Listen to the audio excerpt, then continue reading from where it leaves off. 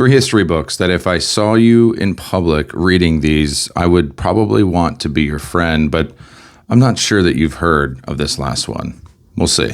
Genghis Khan and the Making of the Modern World by Jack Weatherford. If you read any history, you probably know who Genghis Khan is, and he is one of my favorite characters in history for a multitude of reasons. He is somebody that expanded military intelligence and strategy during his time as the Khan of the Mongols. He expanded his empire from Eastern Asia through Russia and into Eastern Europe, utilizing the Silk Road trade routes, expansion of politics and religious freedom, covering more physical ground than any person in human history. The Viking Heart, How Scandinavians Conquered the World by Arthur Herman. If you follow me, you know that I love Viking history, and The Viking Heart is one of my favorite Viking history books. Herman uses archaeological history to highlight how Scandinavians, a once very isolated and secluded people, went out into the world, left their home from Scandinavia, and went on to conquer places like England, Ireland, Russia, and the Mediterranean. It is a fascinating historical narrative and a wonderful book on Viking history. As I said in the beginning of the video, I would be surprised if you heard of this book, but if you did, we should definitely be friends. Sengoku Jidai